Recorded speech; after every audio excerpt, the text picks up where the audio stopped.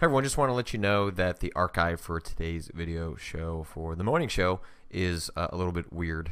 We are going to try and stop using Google Hangouts in the future because it's given us such a headache in the past couple of weeks that seem to be problems outside of our control. So we're going to try a different technology on Friday, Skype, which might also be a complete disaster. And then maybe we need just to rethink this whole goddamn thing. But in any case, there's some serious video sync issues with the first 10 minutes of this morning show that I was not able to recover in editing. So it's available in the audio version of the show, in which we briefly talk about each other's weekends and start getting into Diablo 3 on PlayStation 4. But if you want to listen to that first 10 minutes, you'll have to download the audio version. The rest is just fine in video form, and hopefully we can have something a little higher quality for you real soon. Appreciate your patience. Thanks so much, and see you guys on Friday. Well, at least for 5 minutes, we're back, Alex. Fucking Google, man. That was not my internet this time. Nothing on my side broke. Everything, I was still getting chat. I was still getting everything. That was Google's fault, 100%. Yeah, we're done. We're done. I will officially figure out a solution for Friday's show. I just cannot. Yeah. Certainly, every once in a while, there are hiccups on our end, but it just seems like at this point now you can't tell the difference between hiccups on our end and the service just being complete garbage. I guess I never have any trouble with Twitch streaming, so I guess, you know, although it is not official that they are buying that service, if it meant we could do stuff like this through there, I guess that would be better than the current situation. But we'll try pulling Skype video into XSplit or something like that this Friday, which is something I can do on my end. And although Skype is not the best, hopefully it is better than this. It's actually kind of the worst, but I mean, it's only slightly less the worst than this is. So, whatever. Google, you can fucking tongue my ass. I'm done with this shit. Oh, nicely done. Nicely done. So, as I was saying about Diablo 3, I thought that the monk would map the best to the controller because it would feel like you're playing a beat-em-up with cooldowns, obviously, for a bunch of the powers. But in that respect, it has worked out really damn well. Like it is tremendously fun to swap between the different buttons on the controller and have that feel like it's not a one-to-one map because that's just not how the powers are structured, but it feels pretty close, and so it becomes really satisfying in a way that click click click, which is sort of, you know, the layman's way to describe what you do when you play Diablo. You know, obviously there's strategy involved, especially if you're playing the high-end difficulties where the cooldowns really do matter, and you do need to be, you know, managing mobs, and you do need to be rolling out of the way of things. Yeah, I have found the monk to be tremendously satisfying, at least for the early bits, where I can definitely see if I ramp up the difficulty, and if the game was getting more difficult, that managing that would be a lot of fun, even just on a controller, which was kind of, you know, I guess playing it, it seems fairly obvious how well it works. I was just genuinely curious how well it translated, having never touched it. So you're saying that you're digging the monk class. That's a class that you think you'll continue to play through on for at least a little while. I think so, yeah. And man, it's just there's some little touches in that game that I think are really neat. Like, you know, I don't know what's changed between like this updated version and what was in the original version and patches and blah blah blah blah. So, you know, you have to take that stuff with a grain of salt. I'm experiencing it all for the first time, but, you know, like when you enter into a dungeon, this is probably applicable anywhere in the game, but like there are certain spots that I found where there were a bunch of like urns and things around you, and if you managed to hit 5 of those really quickly, it triggered a buff that allows you to run faster. You know, and there's little things like that that come up, or if you kill a mob of enemies, you know, 10, I think it's more than 10, you get experience multipliers. So, you know, you're kind of encouraged to try and track down that one guy before your timer runs out. Or there's different traps that are set up throughout the dungeons, and if you trigger those and kill enemies, then you get, you know, XX loot collection. I forget exactly what the buff is, but there's little things that make the combat, even when it gets a little slow and repetitive, that they at least have these little flourishes that encourage you to be paying more attention than just going whack, whack, whack, whack. Right. And I really like that. I wish there was more of that. Obviously, it can't be happening at all times, and maybe it does happen more often as you go out throughout the game. But it was those little touches that when I triggered them, it got me to pay more attention to the environment. It got me to pay more attention to what I was actually doing with my character, and those just seem like really smart additions that sort of address sort of a fundamental flaw or just characteristic of these kinds of games, which is that a lot of the time you are just kind of mindlessly clicking. Yeah. I mean, that stuff is definitely necessary. I don't know. I mean, I'm digging the Demon Hunter class. Okay, like I tend to like ranged classes in games like that, and that's definitely scratching that itch. I did develop grab the one ability that made me like it a lot more right before I stopped playing this weekend, which is the one where you basically turn your bow into a machine gun. Basically, you're just holding down attack button. It's like you were just holding a bow and then just firing fucking arrows at them like it's a Gatling gun or something. And that is weirdly satisfying. Like, that is a thing I just kind of want to sit there and do constantly and just watch things die in this flurry of arrows. And yeah, for being... The other thing my girlfriend did not like was how tiny everything was, and I tried to explain to her that's just kind of how those games are, but that's not really her style of game, so she didn't really understand why everything was so tiny and scaled back. But for a game that is like that, I will say that I do like the look of Diablo III quite a lot. The character design and the art stuff and all the different, armor pieces and weapons and shit. Like, all that stuff looks really cool. Like, I dig it. I think I might dig it a little bit more if the world and the story and all that shit didn't take itself so goddamn seriously.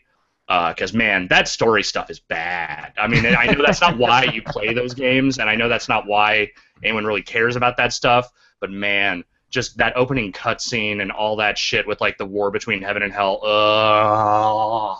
Yeah, I think it's a series that would benefit from treating itself more like a B-movie. Yeah, definitely. Self-seriousness with that lore just does not work. If it was trying to be super cheesy and cheeky about it, it might be more successful, I think. You're right. But as it is, like, every time like those characters start talking to each other, I just want to skip through all the dialogue because I just don't care. Well, yeah, most of it, especially in the early parts, do not seem particularly well written. And yeah, it really is if you're going to take an absurd concept deathly seriously, I don't know, this game doesn't do it in a way that makes it feel satisfying. But if it was, had a bit of an Evil Dead vibe, if, the character's kind of winking at you at how ridiculous it is that this is the third time you're fighting Lord of Terror, or whatever he's called. Right. I don't know, I think that's when you can go too far with tone like that, where at that point it can be a little much, but I don't know. I'd rather it be a little much in that direction than what it is right now, where it's just a bit of, like, are you really going to do this for 30 hours? Yeah, for sure. So yeah, I played, I don't know, I'd say probably played about 3, maybe 4 hours of that. I actually spent way more time playing Road Not Taken for some reason. Like, Friday night, that was kind of all I did. The quick look for that just went up this morning, which Vinny and I recorded, I think, on Thursday. Having spent more time with that game, I have to say I like it a lot more. There are some things about it that drive me slightly insane, but for a roguelike puzzle game, which is sort of a strange concept in and of itself because it's randomizing a lot of things that you would think would require much more careful precision, it works better than you would expect. And the fact that, I don't know, have you played any of that yet? No, but you are intriguing me. Yeah, it's interesting. Like, beyond the scope of just going into these environments and you're rescuing these children, which is kind of the main premise, like finding the kids in these areas and getting them out of there. We're also kind of navigating a lot of constantly shifting and randomized scenery. There's like a whole relationship building aspect to that game when you go back into the town between worlds. There's a surprisingly present narrative there where you're this ranger who keeps basically you're a new ranger every time you die and have to start over again, and the way the town sort of reacts to you as you come back and as you give them gifts and sort of build relationships with them and they give you like there's, I don't know, man, like, it's hard to describe because there's like 17 different things going on in that game at any given moment.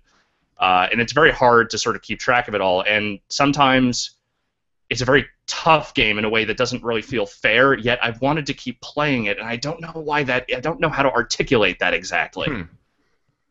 Well, I mean, that's that might be part of the roguelike element that kind of grabs you, the idea of like continually going back Yeah. to something, making incremental progress. I mean, that's sort of the appeal of those games, that you don't feel like you do too much maybe from round to round or section to section, but then you start measuring that against what you've done in totality, and it feels pretty satisfying. Yeah, it is. And, it's a game where I didn't really mind dying. Like, the penalty is a little rough. Like, there's a 15-year progression in that game, and each, level is 1 year. And getting even to like the halfway point is no small task, because the difficulty ramps up very quickly. I never got past that halfway point because anytime I would, I would just get so stuck that I would inevitably end up dying or just going back with not enough kids to make it to the next progression. Yet I wanted to keep doing it. So there's something there. Again, I don't know if the mechanics completely work. The problem with the game is that every level is absolutely cluttered with objects, and the way you're supposed to get to deal with that is to combine them into new items. Like, throwing 3 of one item at each other combines them into a new thing. And discovering what those combinations are and how to sort of navigate around those things is the point of the game. Like, the game never tells you what those combinations are until you accidentally discover them, or someone in the town tells you one by giving them gifts. So doing that over and over again is tough, because a lot of times it feels like you're just flinging things around, and that takes energy, and that takes effort, and that often leads to you getting if not killed, then severely damaged. And sometimes because it is randomized, it is very hard to know what you're getting into, and very hard to sit there and just try and figure out what you need to do to get around there without just taking a bunch of damage in the process of simply just looking around. So it's not the most elegant execution of design, but again, there's something there. There's something to it that I find really fascinating, and I really want to keep playing it. Oh, I'm gonna have to check that out, because I like that you're oddly compelled by it. You feel like you should move on, and yet you keep coming back. Yeah, I've definitely gotten the gist of it, but that's not enough. I want to see if I can get further in. Maybe I can't. Maybe I'll hit. Maybe this wall I've hit is where I'm gonna stop. But for right now, I feel like there's more I want to do with it. Someone in the chat earlier mentioned that the game, when we were talking about Diablo's story tone, that Wolfenstein was a game that totally achieved exactly kind of what we want from. Wolfenstein maybe leans a little heavy in the absurd and comedic, but in terms of being able to take a ridiculous concept at face value and not totally laugh at it, Wolfenstein 100% pulled that off. Or at least when you're laughing at it, you feel like you're laughing with the game, as opposed to the game not laughing with you. The game wants you to you to take it seriously. The moments in Wolfenstein where you're supposed to laugh are pretty obvious, and I think that as much as I had issues with some of the way that game sometimes shifted its tone from one to the other, I thought each individually on its own was done pretty well. Like, outside of the Blazkowicz narration, which I still think was terrible, everything about the game that it tried to do seriously, I thought was done pretty well, and the comedy was done pretty well as well. All right. Well, that was my 90 minutes of mandated video game playing that I had over this weekend. Did you play anything else other than Road Not Taken and Diablo? What's that? Did you play anything else? Other than that and Road Not Taken, no. That was pretty much it. The rest of the time I was actually not in the apartment. I was sort of lying about me cocooning. I only did that on Saturday. Fair enough. All right. Well, there was a decent number of little stories that kind of came out. Some clarifications to the Twitch stuff that rolled out last week that caused so much brouhaha, rightly so. Some of the little nuances we've learned, like I guess they're going to lift the length on highlight. So archiving is still going away, with different lengths of time that they're archived temporarily, depending on what kind of user you're on the site. But highlights were going to be limited to 2 hours. Now it looks like they've just lifted that length in totality, just because that doesn't really work for speedrunners, which are hugely popular on Twitch. Mm-hmm. So that seems to be a really smart move on their part. They've added an appeal button, which seems like something you should have had when you launch a goddamn service that you know is going to make mistakes. I don't know. Right.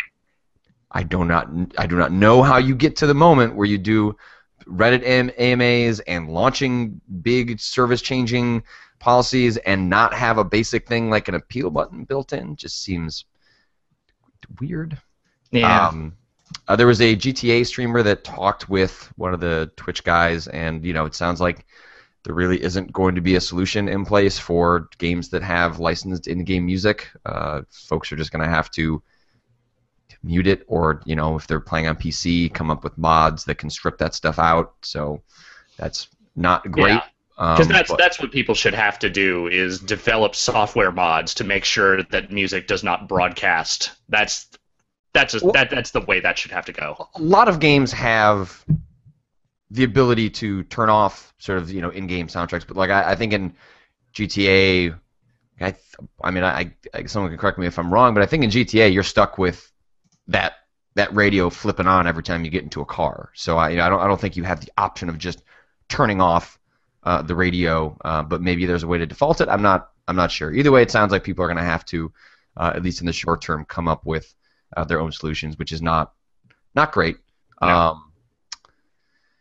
And then Twitch admitted that they, the mistakes that were happening with their sort of content ID solution that were flagging in-game original music was wrong. It still does not seem to be properly explained to me how that happens in the first place. But I think your theory of there being maybe a selection of notes that sounds eerily like or close enough that the match ends up getting picked up, even if it's erroneously, that wouldn't shock me if the early days of an algorithm are screwing stuff like that up. Yeah, even if they're using an algorithm that existed elsewhere, I imagine they're still trying to figure out exactly how sensitive they need that to be. So they are probably, they have it set in such a way that it picks up pieces that sound close enough to something that it becomes a problem. I don't know, man. Like I appreciate that they are at least acknowledging that there are problems with those systems, but it does not sound like they really care all that much. I mean, yes, adding a reporting thing, that's a good idea, but this is the direction this service is headed in. That's not changing. They will make adjustments, they will do things to hopefully fix some parts of it, but the days of licensed music and unlimited archives are long over. So either it now seems like the time to either jump over to something else or just grit your teeth and bear whatever the fuck it is. Because I have to imagine this is not the last string of changes that will be coming to Twitch, especially if that sale goes through. Yeah, folks mentioned in the chat that you can turn the radio off in Grand Theft Auto 5, but then someone else points out that you can't, for example, turn off when Kanye West's Power triggers in Saints Row 3. Because that's sort of an embedded part of the moment as opposed to a radio. So that there's a perfect example of something where if you wanted to show that on a stream or if it was part of a Saints Row 3 speedrun, I guess, if that's actually a thing.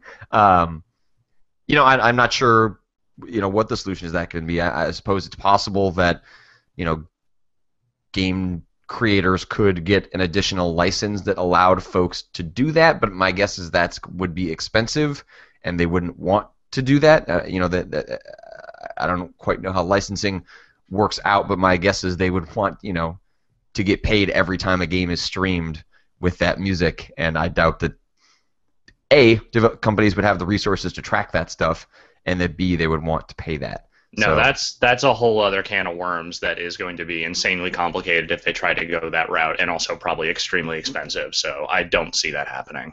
On the plus side, there has been like a really nice movement.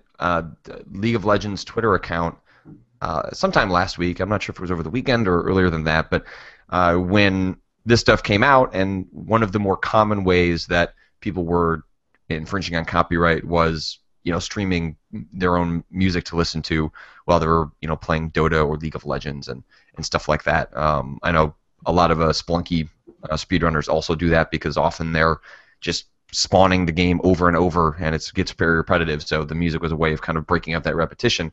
And the League of Legends Twitter account started retweeting a bunch of artists who were happy to give authorization for folks to use their music. So it doesn't necessarily guarantee it's good or that you'd want to listen to it, but I could also see a potential opportunity for artists that want to partner with or offer up their music, that Twitch streamers could use that, and that could be sort of a, something really nice for both sides. If having music that plays during your stream is important to you, then hopefully we can start building up a library of independent music from independent artists that are happy to give you that right because they're looking for the exposure. Right. So, maybe that's just a pipe dream, but I thought it was cool that League of Legends was using their intense reach to sort of start promoting a bunch of independent artists that were happy to have folks use their music. Yeah. Here's something that I think has just popped up as of this morning. Don't Nod, the makers of Remember Me, have a new game coming. Really? Yeah. There's a blog entry up on Squeenix's European site for this new game called Life is Strange. And here's the log line they have put up for this one. Max Caulfield has been absent from Arcadia Bay, Oregon for 5 years now. Upon returning home, she discovers that Rachel Amber, a fellow senior at school, has disappeared under mysterious and rather uncomfortable circumstances. While trying to uncover the truth, Max reunites with an old friend, Chloe, and makes a startling discovery. Max has the power to rewind time. Well, I'm glad those guys are making another game. What I played of Remember Me was interesting enough that I wanted to see them tackle something else. Yeah, it's Remember Me was not a success for me, not a total one anyway, but there were enough ideas there that I really liked that I felt like they could get they could do something really cool if they were given more backing, more time, more resources, and another shot at doing a major console game. And it sounds like this one is coming to all of the consoles, current gen, last gen, and PC. So, well, okay, no Wii U, but I mean, fuck. I feel like when I say all of the consoles, like, that is just understood at this point. Like, no Wii U is just implied, and that is really a bummer. The other way around, no, instead of putting an asterisk and then mentioning and not Wii U, it's you put an asterisk when there is Wii U. So right. So your mind can fathom the option to purchase it on a Nintendo console, which is just not going to be the case. Yeah, that sucks because I don't know, man. I don't know about you, but despite there not being a ton of games I want to play for it, every time I do end up playing a game on my Wii U, I am usually having a pretty fantastic time. So that sucks. I did play a little bit of Mario Kart 8 earlier this week. I bought it a couple weeks back and just haven't had people over to start playing it, but I played a little bit of it when I was just idling in between things, and that game's pretty. Yeah, isn't it? It's arguably, I think, the nicest looking game on that system. It really feels like what Mario Kart feels like in my head when I think about the SNES version, which obviously I know doesn't look like that, but right. when you think about how you would want a game like that to look in modern day, like Mario Kart 8 looks about as good as that game can ever look. Not to say that they can't tweak it a little bit here and there, whatever, but man, does Mario Kart 8 just look like what you dreamed HD Mario Kart to look like. I mean, that was the whole crux of my argument during Game of the Year stuff last year for Super Mario 3D World, was that that was the Mario that was in my head when little 8-year-old Alex was playing Super Mario Brothers on the NES. And yeah, that's kind of what the Wii U has turned into, is this ultimate realization of all these games they've been making for years, finally in HD and just really pretty art stuff. But getting away from that, back to Don't Nod and this new game. It's episodic. Is it? Yeah. Well then, I don't know how I feel about that.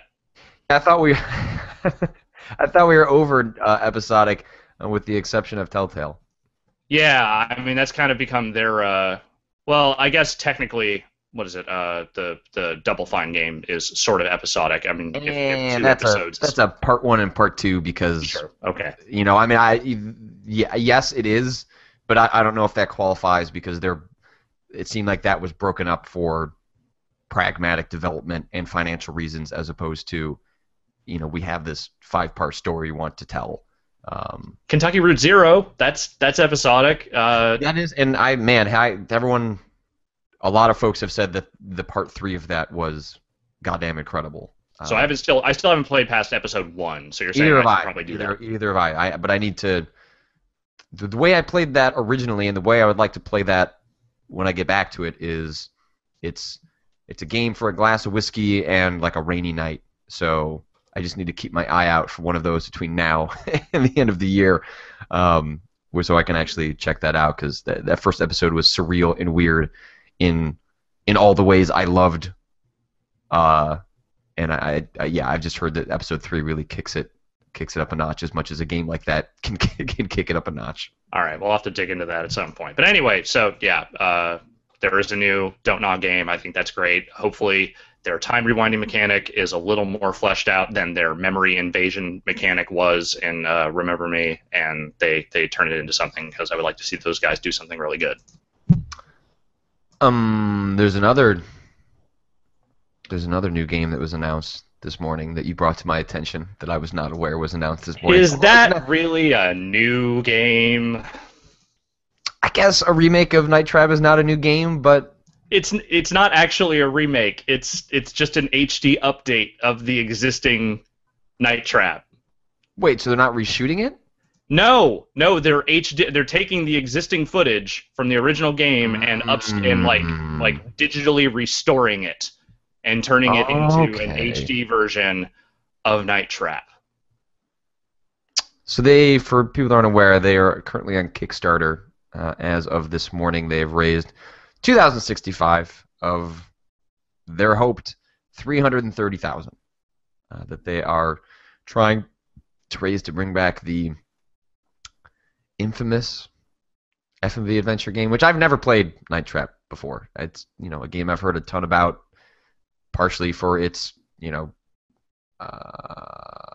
all the controversy it called at the time, but I've never actually played that video game. I watched a friend play Night Trap when I was I don't know, I can't remember if I had just become a teenager or if I was still a preteen at that point. And I remember we got a little bit into it, and then his mom came into the room and be like, "What the hell are you kids playing?" And then demanded we stop playing Night Trap. And then I don't think I ever really played Night Trap again. I have watched a lot of Night Trap in the years since then, and I mean, if you are looking for sort of the flagship FMV game to sort of encompass the entire FMV movement of that time, I do believe Night Trap is the game you are looking for. That said, the idea of charging $20 for an HD Night Trap in 2014, no matter how well the intentions, I don't think that's something I really want that much. For $20, this tier will give you your own copy of Night Trap for PC, so that you can get started trapping the intruders as soon as possible. Ugh. I also like that, the very top of this Kickstarter page says, "Hey, and you can follow us at Night Trap," on Twitter. And the Twitter account has no icon, no tweets, no information. So maybe their social media strategy had not been properly planned out ahead of time, is what you're saying. Maybe that encompasses everything about this entire experience. Like, who really wants an update to Night Trap? Lots of people think they want an update to Night Trap. For the same reason I thought I wanted to support an HD updated version of Manos: The Hands of Fate when that showed up on Kickstarter. And guess what? That still hasn't come out, and maybe this will never actually come out either. So, I don't know, man. Manos: The Hands of Fate get funded? It did. That happened years ago, and they still haven't released it. So Perfect. Hopefully man, that's I don't know. When this news came out, I just started reading about Dana Plato and the tragedy of her life, and then I just got really bummed out. And I don't know. Just everything about this is just kind of bumming me out right now. Only $10,000 to be an executive producer, though. Come on. I mean, yeah, I mean, to be fair, that's exactly what executive producers do. They give money to have credits. That's how that works. Yeah. Oh, don't worry. It's coming to PC, Mac, PS3, and Xbox 360. Okay. While we could have supported the latest consoles and the game will run on those newer platforms, we wanted to make the product available to as many people as possible in an HD format. Since the previous generation of consoles support HD, we chose those systems.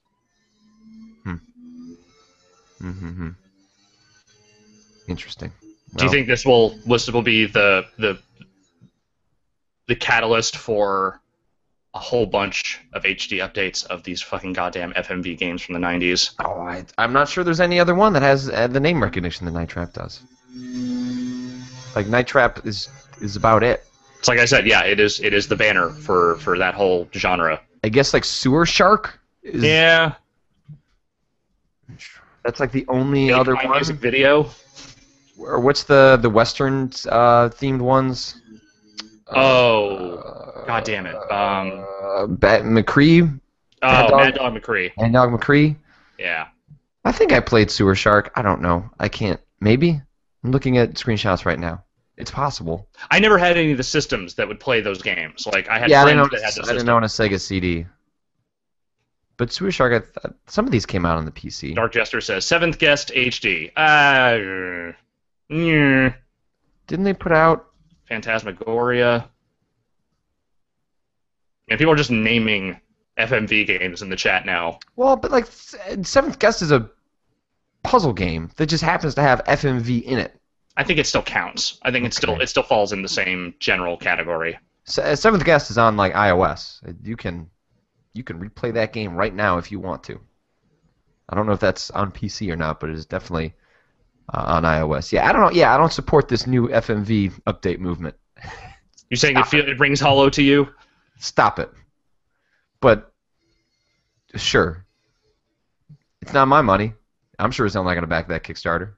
No, I don't imagine I will either. But if they are successful, get ready for Giant Bomb's quick look of Night Trap HD in 2000. Fucking never. I don't know, man. I got no problem with FMV games. I love that Justin I don't either. McElroy is reviewing them all over at Polygon. I think that is goddamn incredible, and I Zoe applaud Quinn him. is making a new one. Yeah. That's great. I'd be into Night Trap 2, I guess is what I'm saying. I think that's what it is. I am much more interested in people's new and original forays into the realm of FMV than I am actually the old FMV games. Like, right. I was totally into the Wavy Tube Man Chronicle stuff for Gunstringer. I love that Zoe is making Camps Not Dead. I want to see what people can do with that stuff now in 2014. I'm not really necessarily super stoked at the idea of going back and replaying Night Trap. That does not sound like a thing that I really want, or in my case, actually playing Night Trap for the first time and not just watching my idiot friend play it. Yeah, but if people are not aware, Justin McElroy is re-reviewing. I believe he has committed himself to reviewing every FMV game. Yes, he has. He must be stoked right now. Which is pretty great. I don't think he's actually assigning scores to them, so it's not like these are going up on Metacritic, but he's doing write-ups full of GIFs, and they're exceptionally funny, as is much of Justin's stuff. So I would highly recommend pointing you in that direction. If you're looking for FMV coverage, you know what? There's no reason to compete with the best. It's already out there. Yeah, he is your go-to man for that stuff. FMV All-Star, which seems like we should have had him as a guest on the show today if we were talking about Night Trap. He says, "What about that FMV MMO? What are you talking about?" That cannot possibly. What? What No. FMV MMO? I'm typing that into Google. Those words do not belong together. No, I don't letters. see how that's possible. But hey, FMV man, if you can answer that question for me, what is the FMV MMO? Which I refuse to believe exists. Oh, I wonder if he's talking about Cloud Chamber. Oh, yeah, I added that to my Steam account for Vinny Caravella, so you'll probably be looking at that this week, Alex Navarro. Yeah, I need to check that out at some point, because I have no idea if that's a real game or if that's just like an ARG or something. Like, no one has ever been able to explain to me what the game part of that is. All I've seen is a bunch of like weird cutscenes that looked sort of terrible, and no actual gameplay to speak of. Gaff says FMV MMO equal real life. Yeah, okay. You win. The compression quality on real life is a little better. Yeah. It's all run by Google. Paul McCartney plans to release his Destiny theme as a single, which I cannot fathom would a Paul McCartney sung Destiny theme song sounds like. That really sounds like a disaster waiting to happen. It's actually just back in the USSR, but all the Russian terms are just changed to things that are about the world of Destiny. I was like, what would I don't. Nothing about his voice seems like what you would want in a fairly serious sci-fi game. The theme songs in general seems like that would be. I don't know. That seems really weird, especially with Marty O'Donnell gone. Everything about that all sounds like an idea that someone had that somehow came to fruition, and then once it was done, everyone's really like, oh, wait, we actually have to release this. We actually have to do something with this. Shit. Ugh. Well, I mean, I can't wait for it, but probably not in the way that Paul McCartney or anyone else involved would like me to be excited about it. Just, yeah. I would be surprised if Paul McCartney doesn't even remember he did this. Harsh. No, I mean, that's not an indictment of him. Just like, I imagine that guy does a lot of stuff, and so he probably just did this and then probably forgot about it. That's all I was trying to imply. Okay, fine.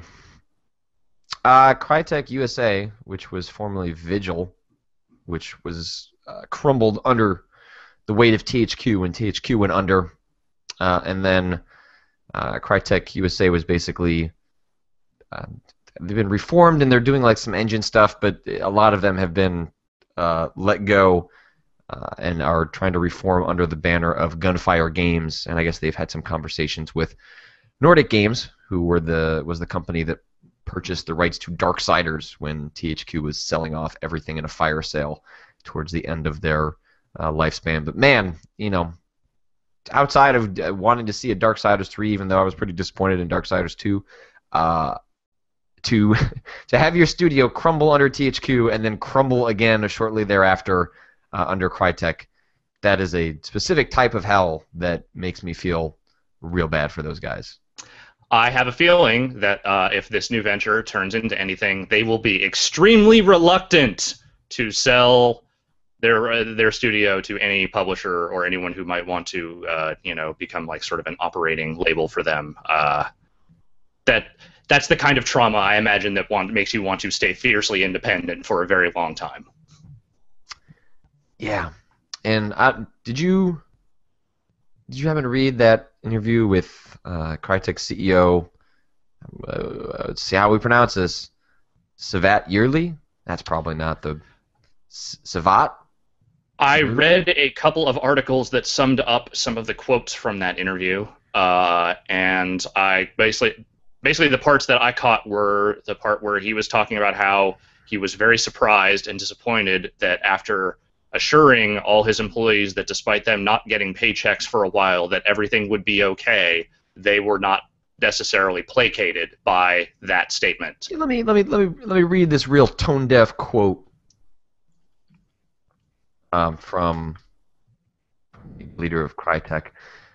So it's in a Eurogamer interview. It's an excellent interview. It's the reporter really goes for the jugular on it in a way I could deeply respect, and really tries to get Crytek to open up on the moments where they were not paying their staff at all. And some of the reporting come out of places like Kotaku is that Crytek was not being communicative about what was going on. Obviously, not paying people, I suppose, is better than laying them off because there's the promise of getting paid, but right.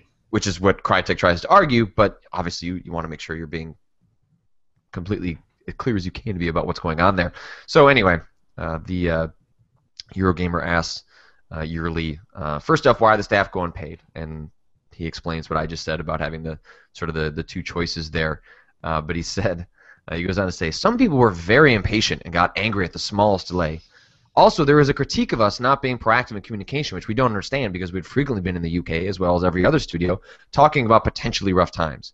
We'd even shared with people how they should maybe work with different banks on a personal level to prepare, or if not, they could make the choice to resign and look for other jobs. I was surprised and upset a little bit that the intention was keeping together everybody, upset a few of them. But I understand the situation. Some people live in very tight financial planning. That's their own privacy. They can do whatever they want. These guys, when they get under pressure, it can become emotional. We tried to individually help them out. Like if somebody gets into trouble, they can talk to us directly so that they don't get under pressure. We tried whatever we could, but you can't make it right for everybody. That's not good. I don't want to work for that guy. No. There's no circumstance where you are allowed to get upset at your employees when they are upset that they did not receive their paycheck on time. Those circumstances simply don't exist. I'm sorry. And the fact that he thinks that this is something that could have very easily been dealt with well, as long as people were just patient with them, you don't understand how people work. You don't understand how any of this works. Man. Yeah. That guy sounds like a nightmare, straight up. That is not how you respond to that question. You respond to that question with, we fucked up, and we're sorry, and we're going to do our best to make this up to the employees that we value, and we want them to be happy and excited to work at Crytek, and we just went through a difficult time, and we deeply apologize to their friends, their family, and all those affected. You don't say, why weren't they more patient with us? Why didn't they go to the bank and maybe think about getting a loan in the interim? Like, just there is nothing about what he said that should inspire any sort of confidence that wherever this magic money came from that they're not disclosing, this is not someone that inspires any sort of leadership.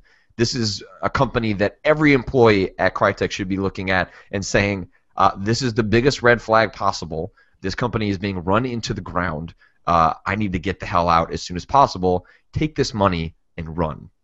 Yeah, for sure. There's nothing about this situation sounds good. And yes, okay, fine, they have cash now, but how long until the next time this comes around? Because if they let things get bad enough this one time, nothing about what this guy has to say suggests that they have learned any real lessons from this whatsoever.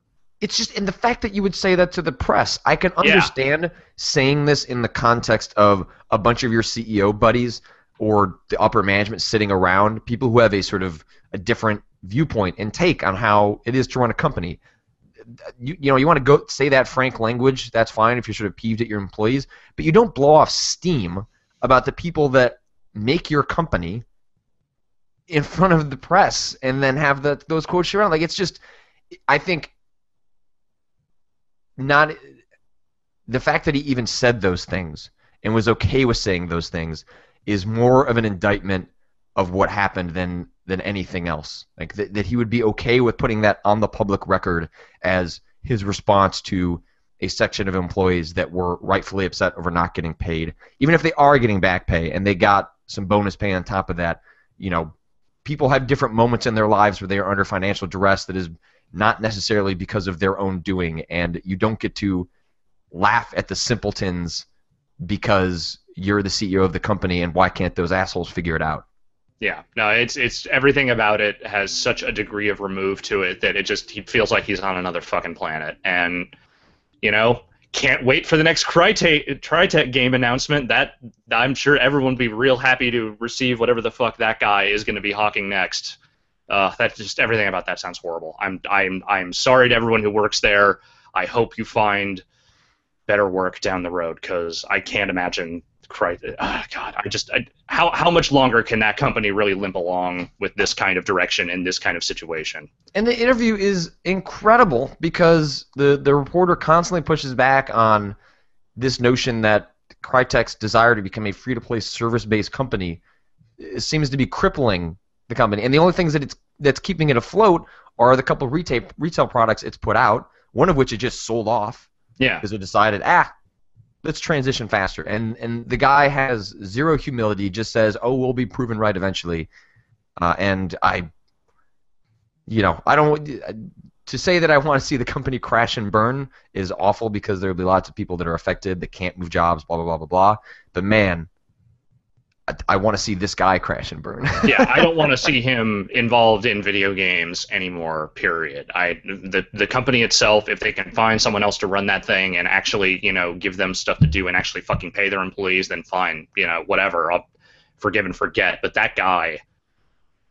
I love this comment from Paulus in the chat. It says, I don't get how ignorant you must be to criticize your employees' finances when your company is going through potential bankruptcy. Yeah, it's almost like he has zero perspective. Almost like that, you know? Let's get him on. I like people in the chat. Let's get him on the show for E3 next year. Yeah. I'll put in my that'd be a request to fun one. Crytek right now because they might not be around for E3 2015. And if they are, I'm going to guess they're probably not going to be looking to do any interviews. Not at this rate. Probably not. So anyway, I've got that featured and got some extra thoughts and worth reading, which will go up after we're done with this show. But it's just, I read that and just, it really got under my skin. It really bothered me. But that's about all I've got, I think. That's about all I got too. What are you up to this week? This week's going to be a little lighter because I'm taking off on Friday to head to Los Angeles for SummerSlam, where Dan Reichert will be joining me, and we will be producing some interviews and I think some podcast stuff as well. I do believe we are also going to try and record a regular Power Bombcast this week, assuming I can get everyone together to do it, which it sounds like I will be able to. And then, being I have a couple more quick looks this week. We got our PC parts on Friday, so we'll probably be recording ourselves building that PC and just kind of getting the last bits of the studio together. I'm going to say this week and probably next for another Building the Beast episode, and that's kind of what I can at least foresee at the moment. What do you got coming up? Well, I've had to keep pushing back Spoon with Scoops, partially because I had guests in town last week, and then I was going to do it tonight, but then I had my second monitor show up, which is going to enable me to do stuff like Fatal Frame, but the monitor that showed up did not have an HDMI input, so I had to buy a DVI to an HDMI input so I can get everything all set up and good to go. But I'm supposed to have all the pieces in place tomorrow afternoon when my last shipments show up, so tomorrow night we are going to dig in. I think Fatal Frame 2, because I think that's widely considered to be the best one. It's been a long time since I played those games, but we're going to start digging our heels into Tecmo's Fatal Frame 2.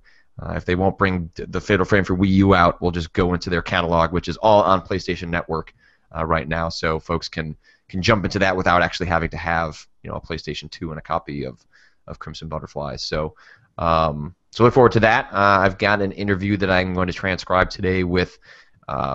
He works in the athletics department over at Robert Morris College, which is actually in Chicago, and they're the first college in the country to offer esports scholarships for League of Legends, and they're considering some other games. So we chatted about how that came to be and what exactly the expectations are and what the response has been. And I was not shocked when he told me the response has been super overwhelming, and they hired a coach that goes through to figure out who exactly is worthy in those that swath of applicants. So it's a really interesting story. So look for that sometime this week. And I think I might meet up this week with the speedrunner Cosmo Wright. Who's known for his Ocarina of Time speedruns. He's also in Chicago, so we're going to try and meet up later this week. So so we got a bunch of stuff going on, and I still need to get to that Shovel Knight interview. So I will get to that at some point as well. But yeah, a lot going on. And then I guess so. You're leaving on Friday. I am. Okay. I'm here for the rest of the week. We'll have a couple more things recorded, another podcast going up, but I am leaving. I think my flight's on Friday afternoon, so I can probably still do the morning show. Okay. Well, we'll touch base later in the week, and we'll try and figure that out, because there should be a lot of news this week because of Gamescom. Yes. Which hopefully means we'll get a week off from getting emails from Warner Brothers about Shadow of Mordor trailers. Oh, if anything, I would think we would get one every single day at this point. Plus, now we have double the Assassin's Creed, so we should be getting double the trailer. Stop it! That is just a scenario that I do not want to imagine. All them Assassin's Creed trailers, all them Shadow of Mordor trailers, just so many trailers. All right. Well, I will talk to you later this week, Alex. Bye.